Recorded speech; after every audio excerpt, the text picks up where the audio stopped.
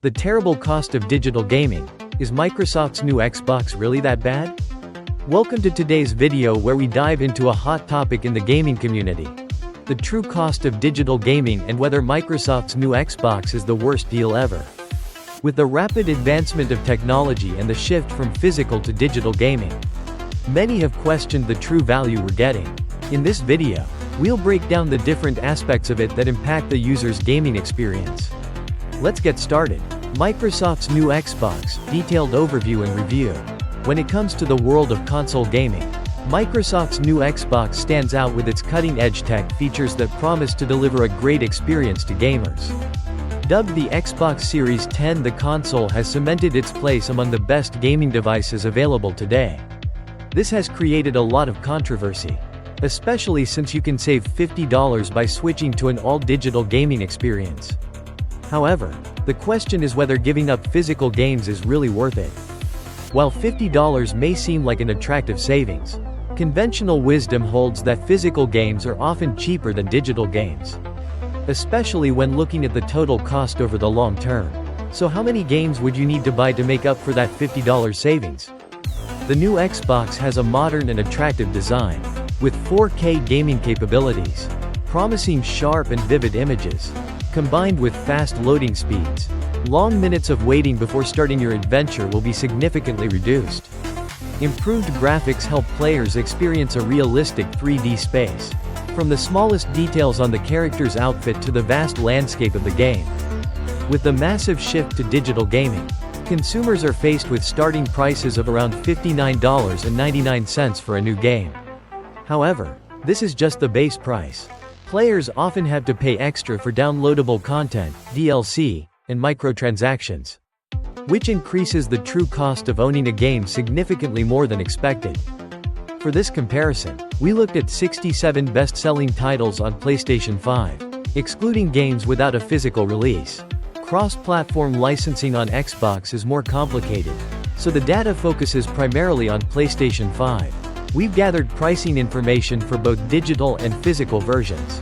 While prices may have changed since October 15, in general, physical games still often offer a cost advantage over new versions. However, if you're only buying a limited number of games over the life of your console, the digital option can save you a significant amount of money. One important factor to note is the difference between current and used prices. The savings of around $13 to $20 per game can add up to between $900 and $1.300 for the entire collection. With digital prices historically low but this time include 2 years of PlayStation Plus, which adds another $270 to the subscription, but we get 24 of our 67 games for free, giving us a net savings of $1.136, making the price difference between the lowest used price and all digital just $37 for the entire library. So when you factor in the $50 discount on a digital console, you're suddenly $13 cheaper for not needing a disc, and you get 2 years of online play extras and access to hundreds of additional games. Of course, you'll have to keep paying for PSN forever, and even if you do, some of those games may be removed at some point. We were going to get a conclusion here. Estimating the value for these, as you can see, can be really complicated, and that ignores the fact that depending on how you calculate and what games you look at, the numbers can be very different. If we used average values for our initial analysis, for example, it might take us only half a dozen games to make up the cost of our drive instead of the original 29.8.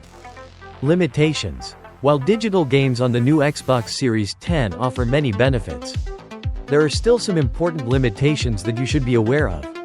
One of the biggest drawbacks of digital games is the requirement for a stable internet connection. Downloading large games, especially modern titles with high-end graphics and rich content, requires a high-speed connection. For example, games range from 50 gigabytes to over 100 gigabytes.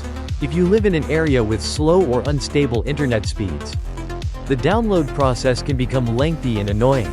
Not only that, many digital games require regular updates to patch bugs and improve the experience. And without an internet connection, players may experience issues such as lag, freezing, or even not being able to access the game at all. This is especially true for games with online elements like Call of Duty, Fortnite, or games that constantly change content to keep players engaged. Another concern is digital rights management, DRM.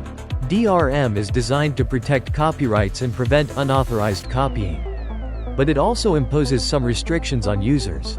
On the Xbox Series X, some games require online authentication to ensure ownership.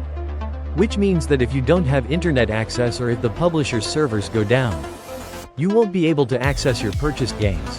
DRM also limits the ability to share games with friends or play offline, making it inconvenient for users who want to use the game in places without an internet connection. Feedback and comments from the gaming community. There's no denying that gamers are divided on the new Xbox and the current digital gaming landscape. A large portion of gamers feel that digital games are too expensive. According to a recent survey, the average price of a new digital game is between $50 and $70, which makes many people hesitant about the initial cost. But that's not all. Additional costs like DLCs, downloadable content, and upgrade packs also add to the cost significantly. Another issue is ownership restrictions. Digital games often can't be resold or traded like traditional physical copies, a point that many gamers find disadvantageous. On the other hand, many gamers have become accustomed to playing games digitally because of its convenience. They can buy and download games instantly, without having to go to physical stores or store perishable game discs. Furthermore, cloud storage services from Xbox and other systems make it safer and more convenient to protect game data. The future of digital gaming. With the continued advancement of technology, the future of digital gaming is looking promising. Services like Xbox Game Pass are making waves, giving players access to a huge library of games for a monthly fee, typically between $10 and $15. This model has been compared to Netflix for the gaming industry, as players can experience new titles without having to pay for each one individually. However, the shift to subscriptions also raises concerns. Players still face ownership issues. When they cancel a subscription, they no longer have access to any of the games, no matter how much time they have spent playing. This raises big questions about the true value of games in the digital landscape, especially when indie and AAA games are competing on the same platforms. Conclude. Personally, I think that for the digital gaming industry to truly thrive and maintain consumer trust, gaming companies need to improve the user experience. Perhaps a good way forward is to allow players to have real ownership of the games they love or to offer more diverse service packages that suit the needs of different groups of players. At the same time, improving the quality of individual titles on subscription services is also necessary, as many older or underrated games still make up a large portion of the library.